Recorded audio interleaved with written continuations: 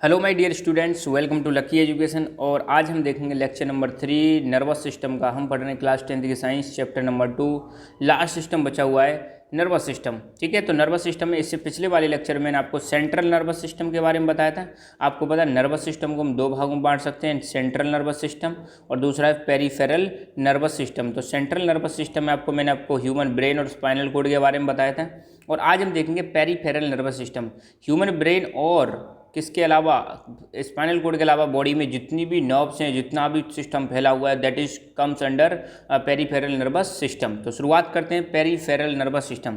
देखो वैसे भी क्या होता है, पेरीफेरी एक वर्ड सुना होगा, पेरीफेरी। पेरीफेरी मतलब किसी चीज़ के चारों तरफ। तो सेंट्रल नर्वस सिस्टम के चारों तरफ जो भी चीज़ है उसको हम क्या बोलते हैं, पेरीफेरल नर्वस सिस्टम। या बॉडी में हमारी में ब्रेन और स्पाइनल कोड के चारों तरफ जो भी सिस्टम फैला हुआ है, that is comes under peripheral nervous system. ठीक है, the nerves which comes out of the brain and spinal cord make the peripheral nervous system. पहली बात तो ध्यान रखना, ब्रेन और स्पाइनल कोड से जो नर्व्स निकल के आ रही हैं और बॉडी के डिफरेंट ऑर्गन तक जा रही हैं, वही क्या कहलाती हैं, पेरीफेरल नर्वस सिस्टम बनाती हैं, पेरीफेरल नर्वस सिस्टम कहलाती हैं। क्यों?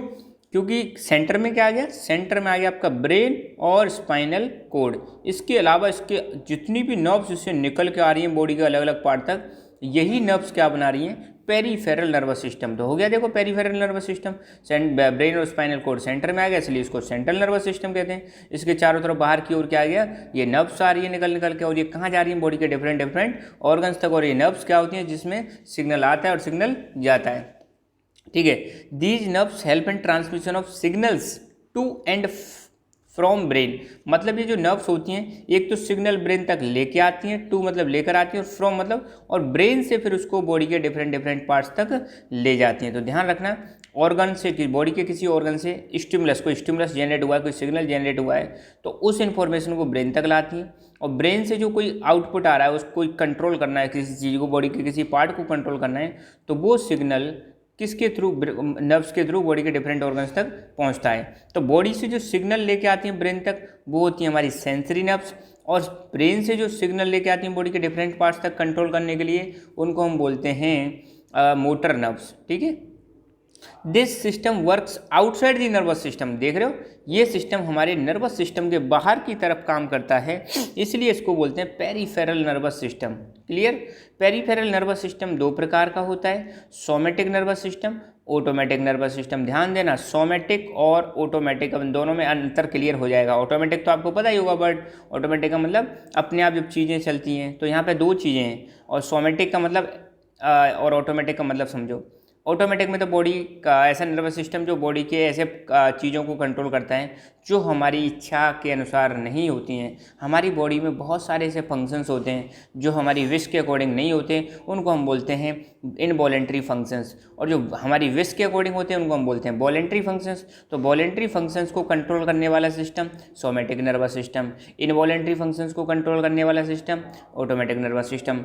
Let us discuss each and every topic one by one. अब हम देखेंगे सोमेटिक और ऑटोमेटिक नर्वस सिस्टम के बारे में। तो सोमेटिक नर्वस सिस्टम क्या है, देखो, the somatic nervous system is responsible for our voluntary actions. कैसे एक्शंस के लिए जिम्मेदार है, वॉलेंट्री एक्शंस के लिए जिम्मेदार है। वॉलेंट्री एक्शंस ऐसे एक्शंस होते हैं जो हमारी विश के अकॉर्डिंग परफॉर्म किए जाते हैं, जो हमारी इच्छा के अनुसार। आपको हाथ ऊपर करना है, नीचे करना है। आप सपोज डांस करते हो, तो डांस करते समय आप कितनी सारी एक्टिविटीज़ करते हो, तो हमारे हिसाब से ही तो करते हैं, हमारी विश के अकॉर्डिंग करते हैं। हम दौड़ लगाते हैं, डांस करते हैं, खेलते हैं। तो जितने भी हमारे बाहर, आपको जो बाहर जो मूवमेंट देखने को मिल रहा है, हाथों में, पैरों में, गर्दन में, इवन मैं जो बोल पा रहा हूँ, वो भी कैसा फंक्शन है, वॉलेंट्री फंक्शन है। अगर मैं चाहूँ तो इसको बंद भी कर सकता हूँ। तो हमारी विश के अकॉर्डिंग जो काम हो रहा है, जिसको हम क्या बोलेंगे, वॉलेंट्री एक्शन। और हमारी विश के अकॉर्डिंग नहीं हो रहा है, इनवॉलेंट्री एक्शन। ठीक है, ओके। तो सोमेटिक नर्वस सिस्टम किसके लिए जिम्मेदार है, उसी के लिए जिम्मेदार है जो हमारी विश के अकॉर्डिंग काम हो रहा है, मतलब वॉलेंट्री एक्शंस को कंट्रोल करता है। This system helps in brain in sensing external stimuli and in taking suitable response for timely and proper action of voluntary muscles. पहली बात तो ध्यान रखना, ये सिस्टम ब्रेन को हेल्प करता है। पहली बात तो किसके लिए, एक्सटर्नल स्टिमुली को सेंस करने के लिए। बाहर से, जैसे मान लो किसी ने आपको पुकारा, आपके कान में आवाज़ जाएगी, तो आपने सुना और सुनते ही वो इन्फॉर्मेशन कान से आपके ब्रेन में जाएगी, मतलब नर्व्स के थ्रू, और ब्रेन से फिर सिग्नल आएगा तो आप मुड़ के देखोगे। होता है कि नहीं होता?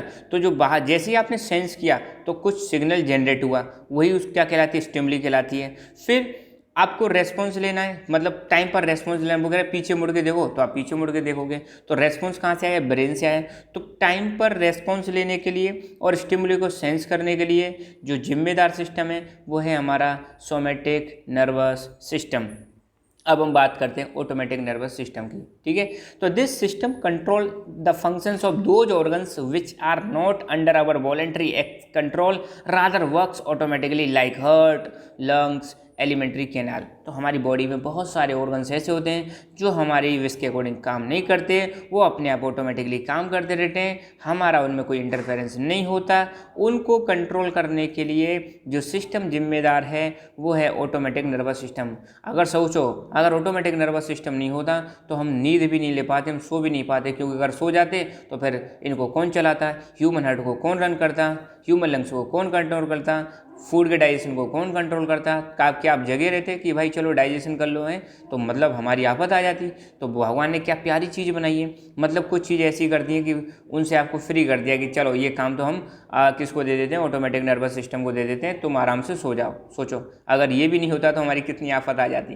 तो बॉडी में हमारा एक सिस्टम ऐसा है जो बहुत सारी चीज़ों को ऑटोमेटिकली कंट्रोल करता है, आपको फ्री करके रखता है, आपका टेंशन कम करके रखता है, उसको हम बोलते हैं automatic nervous system. Automatic nervous system को भी दो भागों में डिवाइड कर सकते हैं, सिंपैथेटिक, पैरासिम्पैथेटिक। सिंपैथेटिक और पैरासिम्पैथेटिक नर्वस सिस्टम किसका पार्ट है? ऑटोमेटिक नर्वस सिस्टम का। अब हम देखेंगे सिंपैथेटिक का मतलब क्या है और पैरासिम्पैथेटिक का मतलब क्या है ना। सिंपैथेटिक और पैरासिम्पैथेटिक अभी समझते हैं। पहले सिंपैथेटिक समझेंगे। This system control alertness and excitement in a person.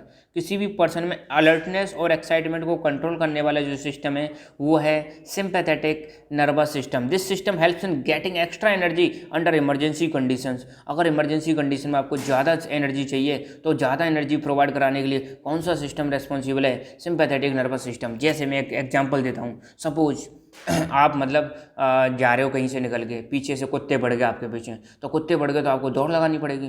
दौड़ लगानी पड़ेगी तो बॉडी को एक्स्ट्रा एनर्जी चाहिए क्योंकि ज़्यादा तेज दौड़ना पड़ेगा। तो एक तो सिस्टम आपको अलर्ट करेगा, भाई आपके पीछे कुत्ते बढ़ गए। एक्साइटमेंट आपको दौड़ाएगा, बेटा भाग, जल्दी भाग भाग। और भागने के लिए जो एक्स्ट्रा एनर्जी है वो कौन प्रोवाइड करा रहा है? Sympathetic nervous system. तो इमरजेंसी कंडीशंस में आप जो सिस्टम आपको डील करता है वो है sympathetic nervous system. Emergency condition में, ठीक है, कोई मतलब भगदड़ मच जाए, कोई पैनिक मतलब वाली सिचुएशन हो जाए, उस सिचुएशन में कौन सा सिस्टम आपकी हेल्प करता है? Sympathetic nervous system. और इमरजेंसी सिचुएशंस में ये आपको प्रोवाइड कराता है एक्स्ट्रा एनर्जी। क्या प्रोवाइड कराता है? Extra energy. For example increase heart rate. अब सीधी बात है, जब आप दौड़ लगाओगे तो आपकी हार्ट रेट बढ़ जाएगी। हार्ट रेट बढ़ जाएगी तो ब्लड की पंपिंग बढ़ जाएगी, ब्लड जल्दी जल्दी पंप होगा। ब्लड जल्दी जल्दी पंप होगा तो बॉडी की प्रत्येक सेल तक न्यूट्रिएंट्स जल्दी जल्दी पहुंचेंगे, बॉडी की प्रत्येक सेल तक ऑक्सीजन जल्दी जल्दी पहुंचेगी। और जब न्यूट्रिएंट और ऑक्सीजन जल्दी जल्दी पहुंचेंगे तो फूड का ऑक्सीजन जल्दी जल्दी होगा, ऑक्सीडेशन सॉरी। और फूड का जब ऑक्सीडेशन जल्दी जल्दी होगा तो हमें एनर्जी भी जल्दी जल्दी मिलेगी। रेस्पिरेशन की हमने डेफिनेशन क्या पढ़ी थी? The oxidation of food is called respiration. और जब भी रेस्पिरेशन होता है तो बॉडी को क्या मिलती है? एनर्जी मिलती है। रेस्पिरेशन के दौरान जो न्यूट्रिएंट्स और ऑक्सीजन है वो जब ये इनकी रिएक्शन होती है तो उसके दौरान हमें एनर्जी मिलती है और CO2 जनरेट होती है। समझ रहे हो? तो हार्ट रेट बढ़ने से हमें क्या मिल जाती है? एक्स्ट्रा एनर्जी मिल जाती है। इंक्रीज रेट ऑफ ब्रीदिंग, जल्दी जल्दी सांस लेते हैं, सांस लेने से क्या होगा? CO2 एक्सचेंज जल्दी जल्दी होगा। Under emergency conditions are control by sympathetic nervous system. ध्यान देना, जब कोई इमरजेंसी सिचुएशन होती है, जब भी कोई आफत आती है तो हमारी हार्ट रेट बढ़ जाती है, ब्रीदिंग रेट बढ़ जाती है। इन सब चीज़ों को कौन कंट्रोल करता है? सिंपैथेटिक नर्वस सिस्टम, ठीक है। पैरासिम्पैथेटिक नर्वस सिस्टम, अब ये है बिल्कुल कूल। अब जब आपको एनर्जी बचानी है, जब आपको पता है हमारी बॉडी को कुछ खास काम नहीं करना है, एनर्जी को सेव करना है, तो एनर्जी को सेव करने के लिए जो सिस्टम है वो है पैरासिम्पैथेटिक नर्वस सिस्टम। अपना कंजर्वेशन ऑफ एनर्जी देखा, हमारी बॉडी में भी एनर्जी का कंजर्वेशन होता है, उसके लिए भी हमने भगवान ने पर्टिकुलर क्या बना रखा है? सिस्टम बना रखा है। जैसे आप रात में सो रहे हो, रेस्ट कर रहे हो, तो आपको कुछ खास काम करने की जरूरत नहीं है, कुछ छोटे मोटे काम करने हैं बॉडी को, बस सांस लेना है और हार्ट्स को रन करना है, बस इतना चाहिए। तो उसमें बहुत कम एनर्जी, जैसे रात में भी हम सो जाते हैं ना तो बाकी लाइट वाइट सारी चीज़ें बंद कर देते हैं, बस फ़ैन चालू रहता है, कई बार सर्दियों में तो फ़ैन भी चालू नहीं रहता। तो ऐसे ही हमारी बॉडी भी जब सो जाती है तो वही काम करती है जो ज़रूरी है, बाकी काम सब क्या हो जाते हैं, कंट्रोल हो जाते हैं और एनर्जी की ज़रूरत नहीं होती है। तो उस समय में एनर्जी को सेव करने के लिए जो सिस्टम रेस्पॉन्सिबल है वो है हमारा parasympathetic nervous system. This system is responsible for conservation of energy. Energy को कंजर्व करने के लिए, एनर्जी को सेव करने के लिए, एनर्जी को मतलब बचाने के लिए जो सिस्टम रेस्पॉन्सिबल है, जिम्मेदार है, वो है हमारा parasympathetic nervous system. This system becomes active when body is in rest and starts conservation energy. और ये सिस्टम कब चालू हो जाता है, कब एक्टिव हो जाता है, जब भी हमारी बॉडी रेस्ट की कंडीशन में होती है। तो रेस्ट में आते ही सिग्नल आता है, या मतलब पैरासिम्पैथेटिक सिस्टम क्या हो जाता है, ऑन हो जाता है और एनर्जी कंजर्वेशन शुरू हो जाता है। This system slow down heart rate. अब सिंपल सी बात है, जब आप सो रहे हो तो ज़्यादा हार्ट रेट की ज़रूरत नहीं है, हार्ट रेट क्या हो जाती है, कम हो जाती है। श्रिंक ऑफ पुपिल ऑफ आई की जो पुपिल है वो क्या हो जाती हैं, श्रिंक हो जाती हैं, मतलब सिकुड़ जाती हैं। Enhance secretion of saliva, saliva का सीक्रेशन बढ़ जाता है। एंड डाइजेस्टिव जूस, ये क्यों बढ़ जाता है, ताकि आपने जो खाया पिया है वो जल्दी जल्दी क्या हो जाए, पच जाए। ये चीज़ ध्यान रखना, इनहेंस मतलब बढ़ जाना, किसका, secretion of saliva and digestive juice. Okay, तो यहाँ पे आप एक बुक में नहीं है, सिर्फ यहाँ पे जस्ट आपकी नॉलेज के लिए मैंने यहाँ पे एक स्लाइड दे दी है। पैरासिम्पैथेटिक मतलब जो बॉडी रेस्ट में है तो सिस्टम कौन सा एक्टिवेट हो जाएगा, पैरासिम्पैथेटिक। इमरजेंसी सिचुएशंस में सिस्टम सिम्पैथेटिक। अब जैसे आई की कंडीशन देखें पैरासिम्पैथेटिक केस में, तो आई की जो पुपिल्स होती हैं वो क्या हो जाती हैं, सिकुड़ जाती हैं। और जब सिचुएशन इमरजेंसी होती है तो आई की जो पुपिल्स हैं वो डायलेट मतलब फैल जाती हैं, ठीक है। हार्ट की बात करें तो पैरासिम्पैथेटिक के केस में बीट मोर स्लोली, बहुत धीरे धीरे बीट करता है। सिम्पैथेटिक के केस में हार्ट जल्दी जल्दी बीट करता है। लंग्स की बात करें, कॉन्ट्रैक्ट एयरवेज मतलब कॉन्ट्रैक्ट्स हो जाते हैं, और यहाँ पे जो एयरवेज होता है वो क्या हो जाता है, रिलैक्स हो जाता है, कब, सिम्पैथेटिक केस में, ठीक है, ताकि ज़्यादा ब्रीथ कर सकें, मोर डीपली ब्रीथ कर सकें। और डाइजेशन की बात करें तो पैरासिम्पैथेटिक के केस में डाइजेशन बढ़ जाता है, जल्दी जल्दी होता है, और सिंपैथेटिक के केस में डाइजेशन रुक जाता है, क्योंकि बॉडी को एनर्जी चाहिए, तो वो यहाँ पर एनर्जी ना देखें, बाकी जगह पे एनर्जी यूज होती है। मसल्स, बॉडी की जो मसल्स होती हैं पैरासिम्पैथेटिक के केस में, reduce blood flow to skeletal muscles and increase blood flow to skeletal muscles. मतलब यहाँ पे जो मसल्स होती हैं स्केलेटल मसल्स, यहाँ पे तो ब्लड का फ्लो कम हो जाता है, यहाँ पर ब्लड का फ्लो बढ़ जाता है स्केलेटल मसल्स में, किस केस में, सिंपैथेटिक केस में, ठीक है।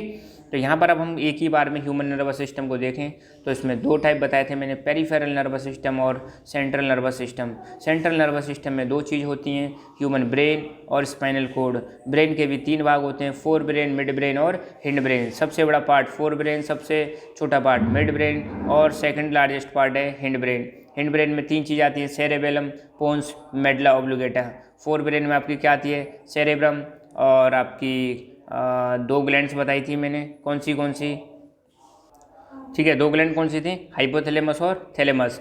पेरिफेरल नर्वस सिस्टम की बात करें तो इसके दो पार्ट हैं, automatic and somatic. Automatic nervous system वो सिस्टम है जो आपके इनवॉलेंट्री एक्शंस को कंट्रोल करता है। सोमेटिक नर्वस सिस्टम वो नर्वस सिस्टम है जो आपके वॉलेंट्री एक्शंस को कंट्रोल करता है। ऑटोमेटिक के भी दो प्रकार हैं, सिंपैथेटिक नर्वस सिस्टम और parasympathetic nervous system. Sympathetic nervous system emergency situation में एक्टिवेट होता है। पैरासिम्पैथेटिक नर्वस सिस्टम अब आपका जब आपकी बॉडी रेस्ट में होती है तब एक्टिवेट होता है। सिंपैथेटिक नर्वस सिस्टम या सिंपैथेटिक जो नर्वस सिस्टम है ये बॉडी को एक्स्ट्रा एनर्जी प्रोवाइड कराता है इमरजेंसी सिचुएशन में। ये वाला जो नर्वस सिस्टम है पैरासिम्पैथेटिक, ये बॉडी में कंजर्वेशन का काम करेगा, एनर्जी कंजर्वेशन का, एनर्जी को क्या करेगा, सेव करेगा जब बॉडी हमारी रेस्ट में होती है। तो यहाँ पर हमारा ह्यूमन नर्वस सिस्टम पूरी तरह से फिनिश हुआ। अभी इसमें एक दो लेक्चर और आएंगे कि फिजियोग्राफी की बात करेंगे, कैसी ये मतलब सारी चीज़ें होती हैं, कहाँ से कहाँ तक सिग्नल ट्रांसफ़र होता है, वो सारी चीज़ें और समझेंगे। तो तब तक के लिए thank you so much, keep learning, keep enjoying, and as always, God bless you all.